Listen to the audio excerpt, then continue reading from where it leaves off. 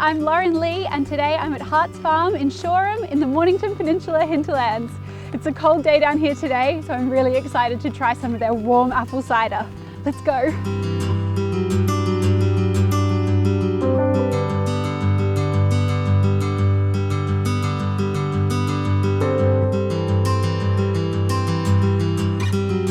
Hi Graham, you're one half of the founding members of Hart's farm. Correct, right? yes. Tell me a little bit about how you got started. We had always had a long history of association with my family on the Mornington Peninsula, down particularly around Shoreham, and our daughter got a horse. Okay. The horse needed a paddock. Of course. And I thought somewhat naively at the time that the paddock should pay for itself somehow.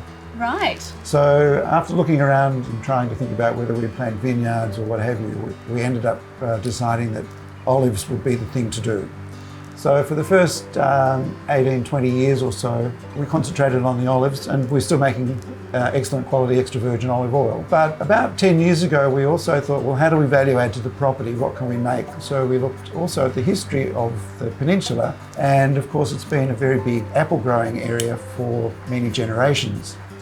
So we decided that we would venture into apple cider. About 2010, we planted our first apple trees, and we selected a collection of about 10 or 12 different heritage apple varieties that would give a good, high quality, traditional type of apple cider.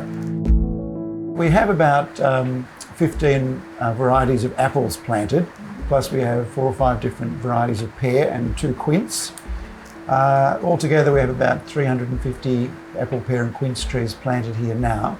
And so we use the fruit from those trees, plus some fruit from some of the other apple growers who've also got traditional varieties down here on the peninsula.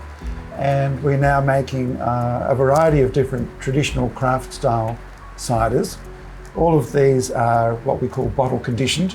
So that means after we do the primary fermentation in our stainless steel vessels, we then let that mature. We try to get a bit of French oak, either from staves or barrels, and we blend the different varieties of ciders together, and then get some extra apple juice, and we backfill the cider so that we can get a different quality of sweetness. So this 2018 dry cider won the Best in Class gold medal at the national show last year, so we're pretty happy with the quality of that one. The others have usually won at least a bronze medal or better. So I understand you have some new machinery that you're using now.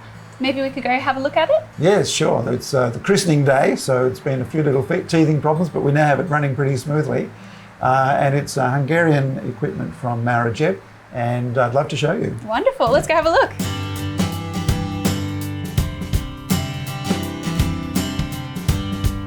This is a bit of a mess at the moment because we're in the middle of setting up our new production line, but these tanks are both our olive oil storage tanks and fermentation vessels.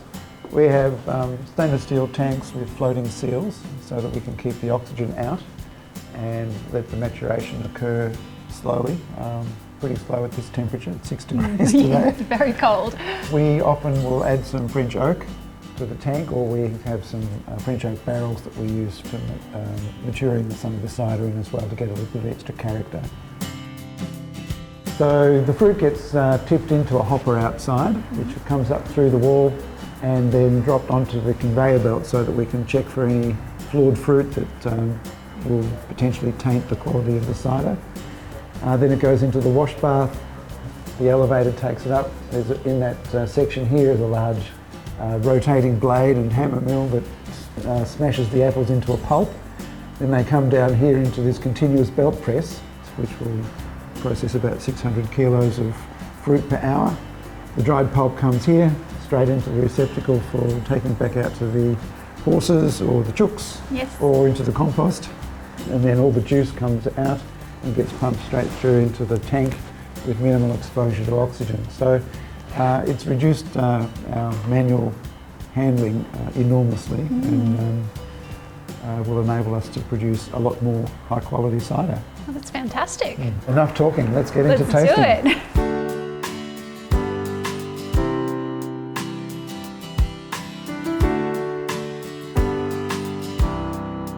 So Graham, tell me a little bit about your cellar door experience here at Hart's Farm. It's a very personable one, and we spend our time explaining and having a lovely conversation with people as they come. All of these are pretty much handmade, and because they're bottle conditioned, they have and use traditional fruit, and they have slightly different characteristics than some of the other ciders which are on the market today. Some people feel that cider is not for them because it is too sickly sweet in their experience. These ciders and most of the ciders on the peninsula are definitely not in that category, and well, as you'll see with this first one, it's bone dry. There's no residual sugar in that one at all. Right. So you should get lovely apple on the nose. You should get some of the other characteristics of the tannins and the sharpness. Traditional cider varietals are characterised as being in the bitter, sharp, sweet, or a combination of those. And so we've selected varietals here from England and from France, which display a mix of those characteristics so that we can blend and tailor the mix to suit. So Lovely.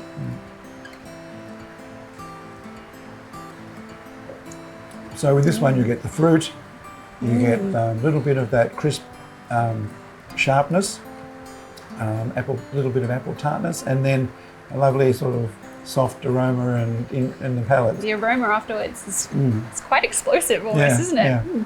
Very nice. So the next one we'll try is the dry cider. This is pasteurised as opposed to the first one, which has just enough sugar for the yeast to make carbonation and then they die. We pasteurise this in order to maintain the carbonation level and the degree of residual sugar.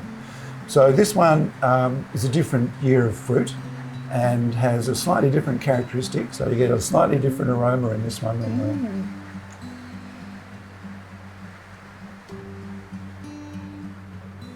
And as I said before, this one was best in class gold medal at the national show last year. Right. It is very nice. Yeah. I can almost imagine having a nice cheese with it. Yes, that's right. Yeah. Many of these ciders are really great accompaniments for food. It's very different. Still lots of apple coming through. Some crispness and sharpness from a little bit of residual acidity, and that lovely quite floral nose. Yes, very tasty.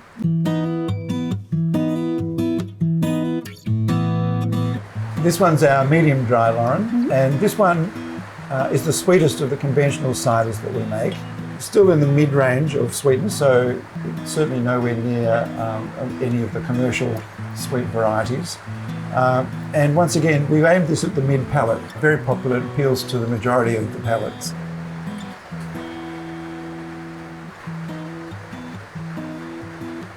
Yeah, very nice. The next one we'll try is what we're calling our apple, pear and quince.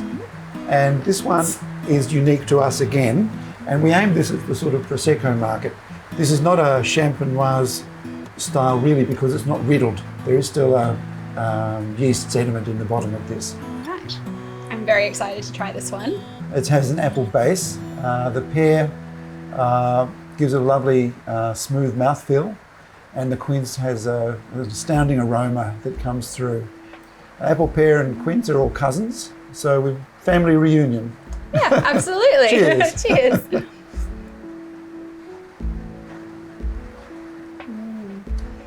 Yeah, this is definitely my favourite one so far. Yeah, so this is nice. it's a lovely fruity drink, and actually this is now about 18 months in the bottle, and it's just improving with age all the time.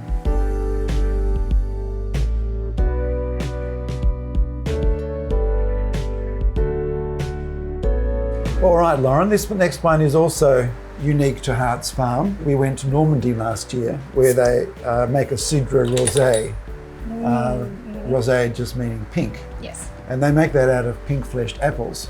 We don't have any of those here, or at least not enough to make cider from.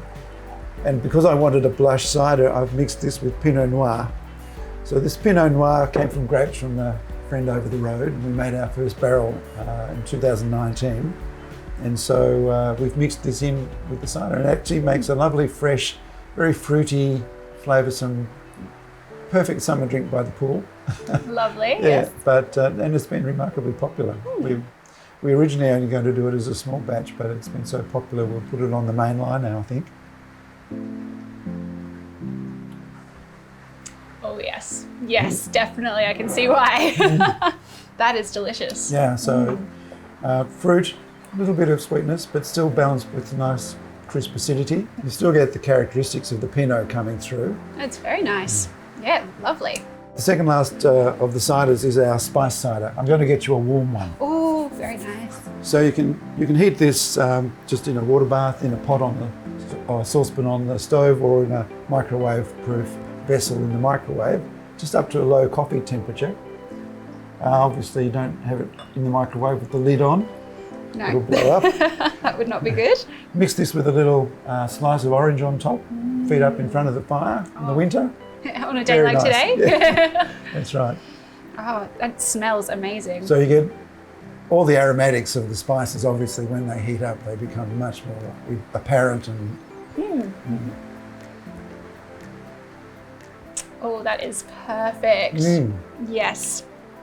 Very, very nice. Oh, I don't know if I can choose my favourite anymore. This is too good.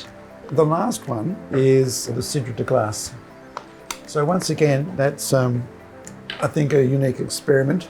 This is like an after-dinner sticky wine, except obviously with apple cider as its base, not wine. It runs around 10% alcohol, so it's not as sweet as some of the Sauternes and other after-dinner wines, but it's a lovely aromatic, balanced by a little bit of acidity still, but it's really nice as well to finish off a meal. And it's great with cheeses, and so some of the drinks are really great with accompanying of food, and this one's particularly nice with cheese, as is the apple pear and quince. That is very smooth. It's a lovely, quite well-balanced drink, I think. You know, I have a background in science, so this is like a giant chemistry prac for me. Right. And being down here in the country is such a wonderful release from all the pressures of the city. Absolutely. To get out in nature and prune the trees and do the weeding and get involved with all of this. It's a lot of fun. Thank you so much for sharing all these with us today. They were incredible and really appreciate it. Yeah, thank you, Lauren. It's been lovely to meet you, and I'm glad you've enjoyed our little offerings. Oh, thank you very much. Cheers. Cheers.